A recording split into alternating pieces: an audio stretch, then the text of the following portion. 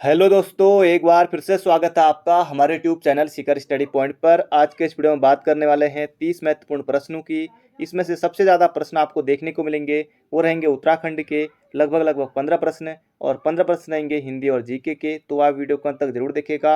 अगर आप चैनल पर नए हैं, अभी तक आपने चैनल को सब्सक्राइब नहीं किया हुआ है, तो दोस्तों चैनल को जरूर सब्सक्राइब कर लीजिएगा और साथ ही बेल आइकन जरूर दबाइएगा। और आज जो आपका प्रश्न है वो आज आपको बताना है ब्रह्मपुत्र नदी के बारे में। ब्रह्मपुत्र नदी के बारे में आज आपको बताना है। इसका उद्गम कहाँ से होता है, किस ग्लेशियर से होता है, और इसका तिब्बत में नाम क्या है, और इसकी लंबाई कितनी है, ये सब आज आपको बताना है ब्रह्मपुत्र नदी के बारे में। अब बात कर लेते हैं जो कल का प्रश्न था उसको देख लेते हैं, उसके बाद जल्दी से शुरू करते हैं। कल का जो प्रश्न था विष्णु देवी शाह लगभग सभी ने सही उत्तर दिया हुआ है। स्वतंत्रता आंदोलन के दौरान जेल जाने वाली पहली महिला विष्णु देवी शाह थी। इनका संबंध बागेश्वर जिले से। स्वतंत्रता संग्राम के दौरान जेल जाने वाली उत्तराखंड की पहली महिला विष्णु देवी शाह। तो लगभग सभी ने सही उत्तर दिया हुआ है। चंडी प्रसाद भट्ट रमन मैक्स से मैंने शायद 1981 बता दिया था, लेकिन फॉलो में निकल गया होगा। 1982 इसका सही उत्तर है। और दीप जोशी को 2009 और विष्णु देवी शाह लगभग सभी ने सही उत्तर बताया है। तो आज आपको बताना है। और स्वतंत्र आंदोलन के दौरान जेल जाने वाले पहली महिला विष्णु देवी शाह, और पहले पुरुष मोहन सिंह मेहता, ये भी सही है। और दोनों का जन्म बागेश्वर में हुआ था। तो लगभग सभी ने सही उत्तर दिया है। आज आपको बताना है ब्रह्मपुत्र नदी के बारे में, कहाँ से उद्गम होता है और लंबाई कितनी है और तिब्बत में नाम क्या है। तो शुरुआत होगी दोस्तों हिंदी से, और हिंदी का पहला प्रश्न आपके सामने है। और अलंकार का प्रश्न है, रावण सिर सरोज बनवारी, चली रघुवीर सिलीमुखधारी। सिलीमुख में कौन सा अलंकार है, ये आपको बताना है। यहाँ पर श्लेष, वृत्तानुप्रास, लाटानुप्रास या फिर उपमा। तो दोस्तों इसमें हो जाएगा रावण सिर सरोज बनचारी, चलो रघुवीर सिलीमुखधारी। तो इसमें श्लेष अलंकार है। श्लेष में अर्थ चिपके रहते हैं, तो इसका सूत्र हो जाएगा ऑप्शन नंबर ए, श्लेष अलंकार महत्वपूर्ण प्रश्न है। बढ़ते हैं अगले प्रश्न की तरफ। अगला प्रश्न है, हिंदी भाषा की उत्पत्ति हुई है। तो आपको बताना है हिंदी की उत्पत्ति कहाँ से हुई है, लौकिक संस्कृत से, वैदिक संस्कृत से, या फिर सौरसेनी अपभ्रंश से। तो हिंदी भाषा की जो उत्पत्ति हुई है ये सौरसेनी अपभ्रंश से आपको बिल्कुल याद रखना है। तो सौरसेनी अपभ्रंश से हिंदी की उत्पत्ति हुई है। कुमाऊनी, गढ़वाली सब सौरसेनी अपभ्रंश। तो इसका क्षेत्र हो जाएगा ऑप्शन नंबर सी, सौरसेनी अपभ्रंश से। अगला है, बाण भट्ट की आत्मकथा किस विधा की पुस्तक है, किस विधा की रचना है बाण भट्ट की आत्मकथा। अब दोस्तों पहली बात तो आपको यह याद रखना है कि जो बाण भट्ट की आत्मकथा है ये किसकी है। तो ये है दोस्तों हजारी प्रसाद द्विवेदी जी की। हजारी प्रसाद द्विवेदी जी की है ये बाण भट्ट की आत्मकथा। तो पहला प्रश्न तो आपका ये बन गया। अब किस विधा की रचना है, तो ये है उपन्यास। तो बाण भट्ट की आत्मकथा उपन्यास है हजारी प्रसाद द्विवेदी जी का। इसके अलावा पुनर्वा भी इन्हीं का है, पुनर्वा। और अनाम दास का पौधा भी इन्हीं का है। तो ये आपको बिल्कुल याद रखना है। इनका जन्म भी जैसे महादेवी वर्मा का भी 1907 में हुआ था, इनका भी 1907 में। तो महादेवी का वर्मा का जन्म जन्म ये जो वर्ष है 1907 है, बहुत बार आ चुका है, 2 से 3 बार एग्जाम में। तो ये भी आपको याद रखना होगा, इनका भी 1907 में ही हुआ था। अगला प्रश्न है, निम्नलिखित शब्दों में से तद्भव शब्द को पहचानिए। तो इनमें से आपको तद्भव पहचानना है। आलस तत्सम है, अंधकार ये भी तत्सम है, कुष्ठ ये भी तत्सम है। तो उल्लास हो जाएगा तद्भव। तो ऑप्शन नंबर डी हो जाएगा इसका बिल्कुल सही उत्तर। अगला प्रश्न है, क्रिया के जिस रूपांतर से वाक्यगत कर्ता की प्रधानता का बोध हो वह है कृतवाच्य, भाववाच्य, कर्मवाच्य या इनमें से कोई नहीं। तो क्रिया के जिस रूपांतर से वाक्यगत कर्ता की प्रधानता का बोध हो तो वह कृतवाच्य होता है। तो ऑप्शन नंबर ए हो जाएगा हमारा बिल्कुल सही उत्तर। अगला प्रश्न है, निम्नलिखित में से किस शब्द में अप उपसर्ग नहीं है। अप्रोक्ष अप है, अपवाद अप यहाँ पर दिख रहा है, अपमानवी अप दिख रहा है। तो अपादान में तो यहाँ पर अपा, तो ये तो होगा नहीं क्योंकि अप हमको मिल गया, 3 तो अप मिल गए, तो एक ही है अपा यहाँ पर अपादान। तो ऑप्शन नंबर डी हो जाएगा, सॉरी बी हो जाएगा इसका सही उत्तर। अगला प्रश्न है, अल्प प्राण ध्वनियों का समूह कौन सा है। तो इनमें से आपको जल्दी से पहचानना है अल्प प्राण ध्वनियाँ कौन सी होती है।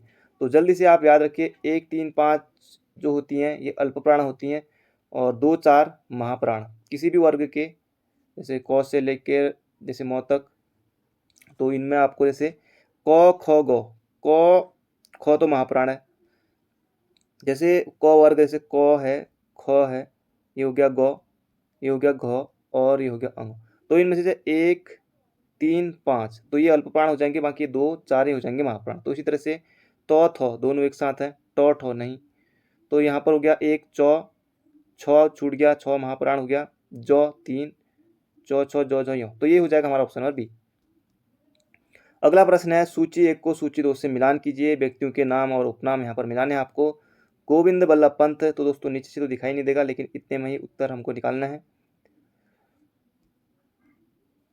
गोविंद बल्लभ पंत, तो गोविंद बल्लभ पंत आप सभी को पता है भारत रत्न। ठगुली देवी टिंचिरी माई, इंद्रमणि बडौनी उत्तराखंड के गांधी, गुमानी पंत लोक रत्न। तो दोस्तों किसी न किसी ऑप्शन में आपको जरूर मिल जाएगा एक बार Govind Ballabh Pant Bharat Ratna, option number 3, 2 option है। चलो ये आप यहाँ से याद रखेंगे, बाकी ऑप्शन दिखाई नहीं दे रहे, नीचे आ जा रहे हैं। तो गोविंद बल्लभ पंत भारत रत्न, ठगुली देवी टिंचरी माई, इंद्रमणि बडौनी उत्तराखंड के गांधी और गुमानी पंत लोक रत्न। तो ये सब याद रखेगा। बढ़ते हैं अगले प्रश्न की तरफ। अगला प्रश्न है गब्बर सिंह नेगी से संबंधित है, उनको क्या दिया गया था ये आपको बताना, जैसे परमवीर चक्र, महावीर चक्र या फिर अर्जुन अवार्ड या फिर विक्टोरिया। तो जो गब्बर सिंह नेगी हैं ये विक्टोरिया क्रॉस से संबंधित हैं, तो ये आपको बिल्कुल याद रखना है। 1915 में विक्टोरिया क्रॉस इनको दिया गया था। और जब प्रथम जो विश्व युद्ध था, क्योंकि 1915 में दिया गया, आपको पता है 1914 से लेकर विश्व युद्ध चला था, प्रथम विश्व युद्ध, तो उस समय ये कहाँ तैनात थे, तो ये फ्रांस के न्यू चैपेल में तैनात थे। तो ये भी एग्जाम में आया हुआ था लेक्चरर के, तो फ्रांस के न्यू चैपेल में तैनात थे। अगला प्रश्न है गौरी गंगा नदी काली नदी से मिलती है, रुद्रप्रयाग, टिहरी, बागेश्वर, जौलजेबी। अब ये देखिए रुद्रप्रयाग, टिहरी, ऑप्शन ए से कट हो जाएगा, तो इसका क्षेत्र हो जाएगा जौलजेबी। तो ये आपको बिल्कुल याद रखना है। जौलजेबी में काली और गौरी नदी का संगम, और जौलजेबी मेला भी लगता है, नवंबर में लगता है नेहरू जी के जन्मदिन के अवसर पर, और लगभग की 1 आध हफ्ते तक रहता है।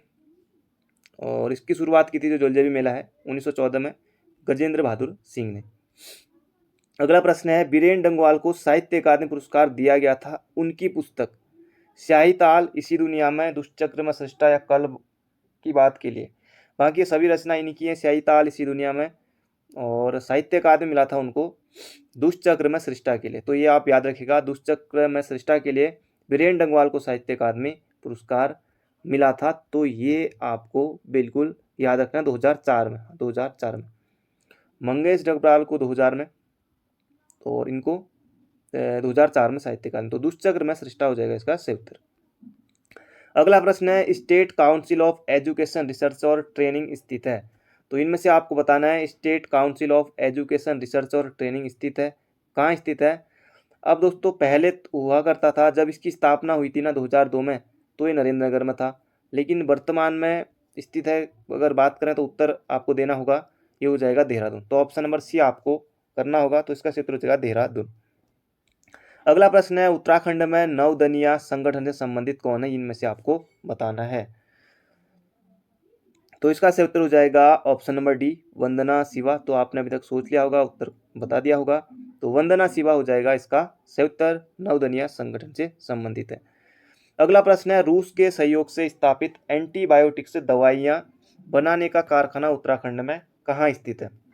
पहली बात किस देश के सहयोग से, तो ये रूस के सहयोग से बना था एंटीबायोटिक्स दवाइयों का कारखाना। तो दोस्तों ये हो जाएगा ऋषिकेश, बिल्कुल आसान प्रश्न है, तो ऋषिकेश हो जाएगा इसका सही उत्तर। अगला प्रश्न है गौरा देवी किस जनजाति से संबंधित थी, तो गौरा देवी, तो ये हो जाएंगी भोटिया जनजाति से संबंधित थी गौरा देवी। तो चिपको आंदोलन की प्रणेता गौरा देवी, तो ये आपको बिल्कुल याद रखना है, गौरा देवी भोटिया जनजाति से संबंधित थी। तो जो चमोली में भी भोटिया जनजाति रहती है, उत्तरकाशी में भी, पिथौरागढ़ में भी, तो ये भोटिया जनजाति से संबंधित थी गौरा देवी। अगला प्रश्न है मोनासाई तिमासा मुद्रा किस राजा के शासनकाल में बनी थी, पृथ्वीवती शाह, कीर्ति शाह, प्रदीप शाह या प्रताप शाह। तो ये हो जाएगा प्रदीप शाह, इसका सही उत्तर हो जाएगा मोनासाई तिमासा मुद्रा। तो ये आपको बिल्कुल याद रखना है। प्रदीप शाह की जो संरक्षिका थी वो कनक देई थी, एग्जाम में आ सकता है। प्रदीप शाह की जो संरक्षिका थी वो कनक देई थी, और प्रदीप शाह ने जो राजधानी है, दून की राजधानी, उसको नवादा से हटाकर धामुवाला में स्थानांतरित की थी। तो ये भी आपको बिल्कुल याद रखना। बाकी ये वाला सब वाला देहरादून में ही है। अगला प्रश्न है, एशियाई खेलों में हॉकी का आरंभ हुआ। तो इनमें से आपको बताना है कब हुआ था। भारत में 1982 में, जकार्ता 1962 में, या फिर टोक्यो 1958 में। तो इसका सही उत्तर हो जाएगा, एशियाई खेलों में हॉकी का आरंभ हुआ था टोक्यो 1958 में। तो ऑप्शन नंबर ए हो जाएगा इसका सही उत्तर। अगला प्रश्न है, लोकसभा का पीठासीन अधिकारी होता है, इनमें से कौन होता है आपको बताना है। लोकसभा अध्यक्ष स्पीकर, लोकसभा उपाध्यक्ष डिप्टी स्पीकर, या ये दोनों। तो दोस्तों ये दोनों होंगे, स्पीकर भी और डिप्टी स्पीकर भी। अब कैसे? तो दोस्तों इसलिए क्योंकि जब अध्यक्ष नहीं होगा, अध्यक्ष जब अनुपस्थित होगा तो कौन करेगा, तो उपाध्यक्ष करेगा, लोग डिप्टी स्पीकर यानी। तो इस दशा में हम कर सकते हैं, दोनों उत्तर दे सकते हैं। तो ए और बी हो जाएगा इसका सही उत्तर। अगला प्रश्न है, भारत रत्न के फलक पर क्या अंकित रहता है। तो आपको बताना है भारत रत्न के फलक पर क्या अंकित रहता है। तो भारत रत्न जो दोस्तों सम्मान है, इसकी शुरुआत हुई थी 1954 से, और इसके जो फलक पर अंकित रहता है ये रहता है सूर्य। तो इसका सही उत्तर ऑप्शन नंबर बी। अगला प्रश्न है, geographical factors in Indian history पुस्तक किसने लिखी है। तो ये आपको बताना है, महत्वपूर्ण प्रश्न है। तो ये हो जाएगा, geographical factors in Indian history पुस्तक के लेखक हैं के एम पणिक्कर। तो ये आपको बिल्कुल याद रखना है, K M Panikkar, option number A. अगला प्रश्न है, वर्ष 1942 में कांग्रेस के बंबई अधिवेशन में किसके द्वारा भारत छोड़ो प्रस्तावित किया गया था। तो ये आपको बताना है, 1942 में कांग्रेस के बंबई अधिवेशन में भारत छोड़ो प्रस्ताव किसने प्रस्तावित किया था। जवाहरलाल नेहरू, नरेंद्र देव, राजेंद्र प्रसाद, या फिर कृपलानी। तो इसका क्षेत्र हो जाएगा J L Nehru, option number ए। इन्होंने किया था भारत छोड़ो प्रस्तावित 1942 में। अगला प्रश्न है, मौर्य काल में सीता से तात्पर्य है। तो एक देवी बिल्कुल नहीं करना आपको, इसका क्षेत्र हो जाएगा राज की भूमि से प्राप्त आई। तो मौर्य काल में जो सीता है वो राज की भूमि से प्राप्त आई। तो ये आपको बिल्कुल याद रखना है। और ये जो सीता भूमि होती थी, इस पर जो दास होते थे वो जुताई बुआई सब काम किया करते थे। तो ये हो जाएगा राज की भूमि से प्राप्त आई। अगला है, फिरोज शाह तुगलक द्वारा स्थापित दारुल सफा क्या था। एक दानशाला, एक खैराती अस्पताल, एक पुस्तकालय, या फिर तीर्थ यात्रियों के लिए अतिथि गृह। तो फिरोज शाह तुगलक द्वारा स्थापित दारुल सफा था, एक खैराती अस्पताल था। तो ऑप्शन नंबर बी हो जाएगा इसका बिल्कुल सही उत्तर। अगला प्रश्न है, दक्षिण अमेरिका में निम्नलिखित में से कौन सा एक पेट्रोलियम का सबसे बड़ा उत्पादक देश है। तो ब्राजील तो कॉफी के लिए जाना जाता है, तो ये तो होगा नहीं। तो इसका सही उत्तर हो जाएगा वेनेजुएला। तो दक्षिण अमेरिका में पेट्रोलियम का सबसे बड़ा उत्पादक देश वेनेजुएला। अगला प्रश्न है, उत्तराखंड राज्य के प्रतीक चिन्ह में पर्वतों की संख्या कितनी है। तो 3 और 4 में से बहुत ज़्यादा कन्फ्यूजन हो रहा होगा, जिनको आता है अच्छी बात है। तो पर्वतों की संख्या कितनी है, तो दोस्तों 3 है, और नदियों की संख्या वो 4 है। तो 4 है नदियों की संख्या, गंगा, यमुना, रामगंगा, काली, और 3 हो जाएंगे पर्वत। तो राज्य चिन्ह में, तो दोस्तों मेरा मेरी जो भी वीडियो रहती है, तो उसमें जो हमारा राज्य चिन्ह है मैं यहाँ पर लगाता हूँ, मुझे बहुत ज़्यादा पसंद है, सभी लोगों को पसंद होगा। तो ये मेरा हमेशा यहाँ पर आप देखेंगे राज्य चिन्ह यहाँ पर रहता है, तो आप उसे ज़रूर देख लीजिएगा जो लोग नए हैं। अगला प्रश्न है, वर्तमान में उत्तराखंड के माननीय उच्च न्यायालय के मुख्य न्यायाधीश हैं। तो वर्तमान में कौन है। ए देसाई, तो अशोक अभ्यंकर देसाई, तो ये तो पहले थे। तो इसका क्षेत्र हो जाएगा, कोई ऑप्शन में नहीं है, option number D R S Chauhan. तो राघवेंद्र सिंह चौहान इसका क्षेत्र हो जाएगा। देश का 20वें न्यायालय के रूप में स्थापना हुई थी नैनीताल में। तो ये आपको बिल्कुल याद रखना है। तो आर एस चौहान है अभी।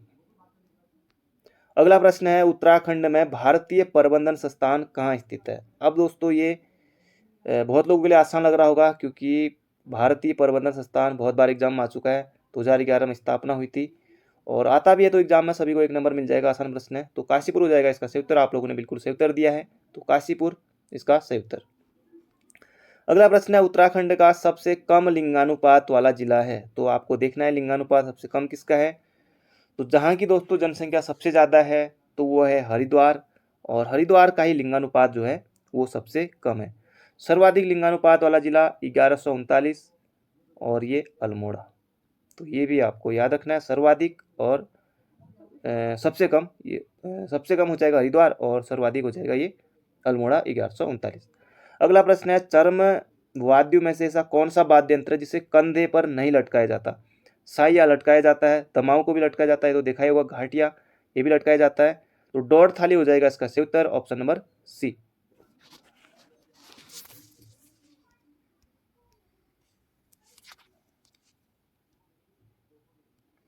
तो दोस्तों ये थे आज के हमारे 30 महत्वपूर्ण प्रश्न। बाकी मिलते हैं बहुत जल्दी एक नई वीडियो में। अगर आप चैनल पर नए हैं, अभी तक आपने चैनल को सब्सक्राइब नहीं किया हुआ है, तो चैनल को जरूर सब्सक्राइब कर लीजिएगा। तो मिलते हैं गाइस नेक्स्ट वीडियो में। Thank you friend, thank you so much.